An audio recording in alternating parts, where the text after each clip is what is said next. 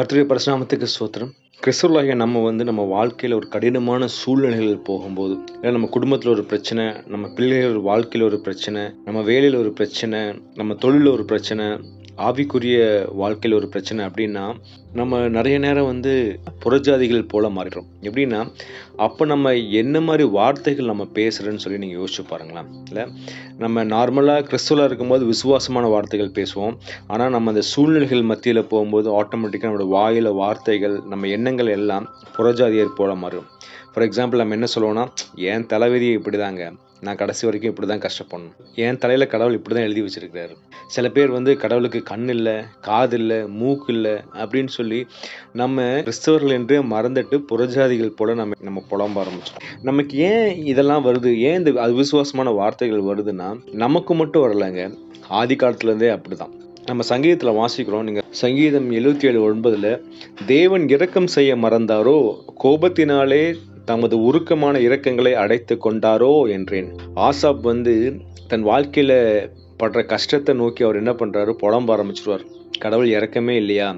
அவர் என்னுடைய பாவத்து நிமித்தம் என்னை இரக்கம் செய்ய மறந்துட்டாரா? அப்படின்னு சொல்லி நம்ம எப்படி புலம்புவோம்? அதே மாதிரி அவரும் புலம்ப ஆரம்பிச்சிட்டார். நமக்கு ஏன் இந்த மாதிரி வார்த்தைகளோ, இல்ல இந்த மாதிரி சிந்தனைகள் நமக்கு வருதுன்னா, நம்முடைய தேவன் எப்படிப்பட்டவர்னு நமக்கு தெரியறதே இல்ல. இல்ல, அவருடைய வழி ஒரு பரிசுத்தமான வழி. நம்ம தேவனை நம்ம ஒரு தகப்பனா, ஒரு தாயா நம்ம பார்க்கிறதே இல்ல. நம்ம வசனத்த நெறைய தியானிக்கிறது இல்ல. ஆவியானவர் அத சொல்லும்போது நம்ம கேட்கிறது இல்ல. ஃபார் எக்ஸாம்பிள் தாய் தன் பாலகனை மறந்தாலும் நான் உன்னை மறவேன்னு சொல்லியிருக்காரு. அதாவது பெற்ற தாய் தன் குழந்தையை மறப்பாளாங்க? மறக்கவே மாட்டாங்க.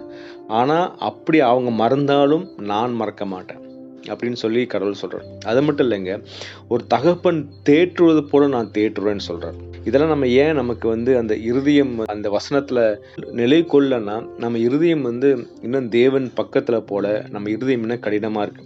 அது மட்டும் இல்லைங்க, இயேசு கிறிஸ்து நம்ம மத்தேயுல வாசிக்கிறோம். இயேசு கிறிஸ்து சொல்றாரு, மத்தேயு 7, 9, 10, 11 நீங்க வாசிங்கன்னா, உங்களில் எந்த மனுஷனானாலும் தன்னிடத்தில் அப்பத்தை கேட்கிற தன் மகனுக்கு கல்லை கொடுப்பானோ, மீனை கேட்டால் அவனுக்கு பாம்பை கொடுப்பானோ? ஆகையால் பொல்லாதவர்களாகிய நீங்கள் உங்கள் பிள்ளைகளுக்கு நல்ல ஈவுகளை கொடுக்க அறிந்திருக்கும்போது, பரலோகத்தில் இருக்கிற உங்கள் பிதா தம்மிடத்தில் வேண்டிக் கொள்கிறவர்களுக்கு நன்மையானவைகளை கொடுப்பது அதிக நிச்சயம் அல்லவா? அப்பா அம்மா நம்மளே நம்ம பிள்ளைகளுக்கு என்ன கொடுக்கணும்னு நமக்கு தெரியுது. அவன் கேட்கறதுக்கு முன்னாடி நம்ம வாங்கி கொடுக்குறோம். நம்மளே அப்படி இருந்தோம்னா, நம்ம பரம தகப்பன் அவருக்கும் நமக்கும் ஏடு வச்சா கூட எட்டாதுங்க. அவ்வளோ அன்புள்ள தகவன்கிட்ட நம்ம கேட்டா அவர் தரமாட்டாராங்க.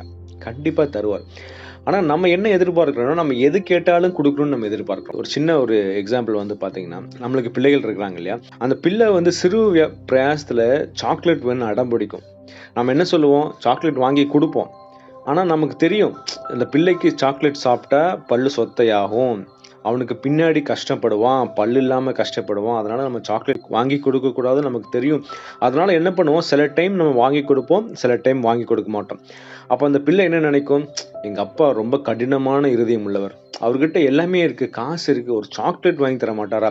நான் ஒரு சாக்லேட் தானே ஆசை வச்சிருக்கேன். அத வாங்கி தர மாட்டாரான்னு சொல்லி அந்த குழந்தை மனசுல இருக்கும் பாத்தீங்களா? அதே மாதிரி தான் நம்மளும் இருக்கிறோம். கடவுள் நமக்கு ஒரு நித்தியத்தை குடுத்துட்டார். நித்தியமான ஒரு தேவனோடு இருக்கிற ஒரு கிருபையை குடுத்திருக்கிறார். அவரே குடுத்துட்டாருங்க. இயேசு கிறிஸ்துவே குடுத்த நமக்கு மற்ற எல்லாத்தையும் கொடுக்காமல் இருப்பாரா?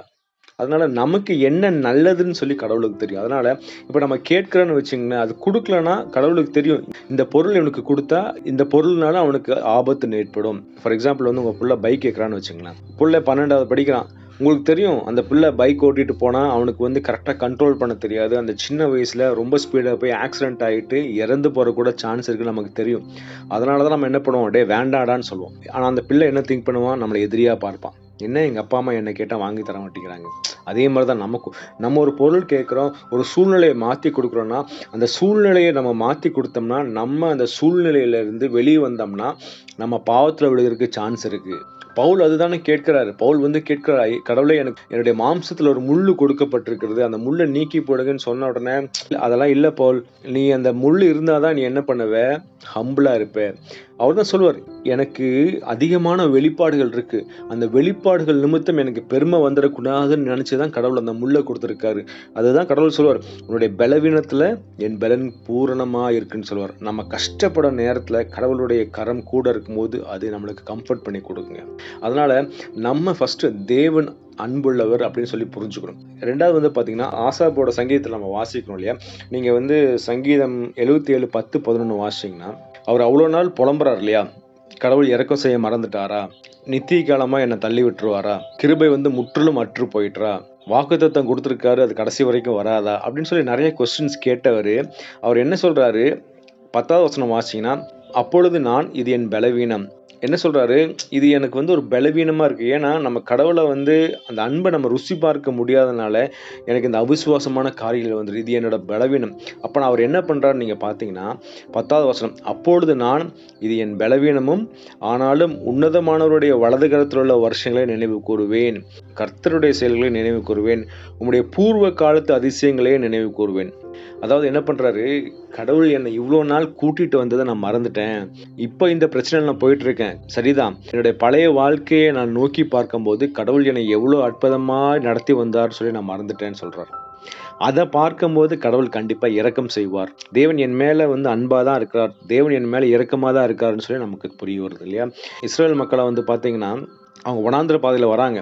வந்த உடனே தண்ணி இல்லை, சாப்பாடு இல்லை, அவங்களுக்கு நல்ல ஒரு இறைச்சி கிடைக்கல அப்படின்னு ஒரு குறைவுகள் வந்த உடனே அவங்க என்ன பண்ணுறாங்க, புலம்ப ஆரம்பிச்சுறாங்க.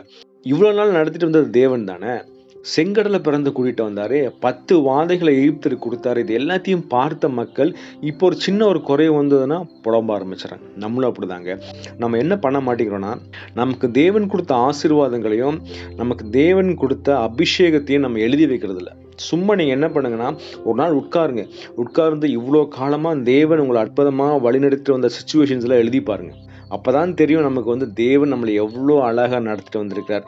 இவ்வளோ தூரம் நடத்திட்டு வந்தவர் கண்டிப்பாக இனிமேலும் நடத்துவாருங்கிற நமக்கு ஒரு விசுவாசம் வந்துடும். அதனால் நம்ம ஃபஸ்ட்டு வந்து தேவனை ஒரு தகப்பனா தாயா பார்ப்போம். ரெண்டாவது நம்ம பூர்வ காலத்தை நினச்சி பார்த்து உட்காந்து எழுதிட்டோன்னு வச்சுங்களேன், நம்ம கஷ்டத்தின் மத்தியில் போகும்போது, பாடுகள் மத்தியில் போகும்போது, நம்மளை நடத்தி வந்த தேவனை பார்க்கும்போது, இவ்வளோ பெரிய கஷ்டத்துலேருந்தே நம்மளை கூட்டிகிட்டு வந்த தேவன் இன்னைக்கு இந்த சூழ்நிலையை மாற்றி கொடுக்க மாட்டாரான்னு சொல்லி நமக்கு அந்த விசுவாசம் வந்துடும். அதனால் நம்ம இன்னைக்கு எதை கொடுத்தும் கவலைப்படாமல் எல்லா நாளும் தேவனை துதித்து பாடி எப்பொழுதும் நம்ம வசனத்தை தியானித்து நம்ம தேவனுக்கு பிரியமாய் ஒவ்வொரு நாளும் நம்ம மாறும்போது தேவன் நம்ம மேலே இரக்கமாக தான் இருக்கிறாருன்னு சொல்லி நமக்கு புரிய வரும். அதனால் ஒவ்வொரு நாளும் எதை குறித்தும் கவலைப்படாமல் நம்ம இயேசு கிறிஸ்துவை போல மாறும். கர்த்தர் வசனத்தை ஆசீர்வதிப்பாராக. ஆமென்.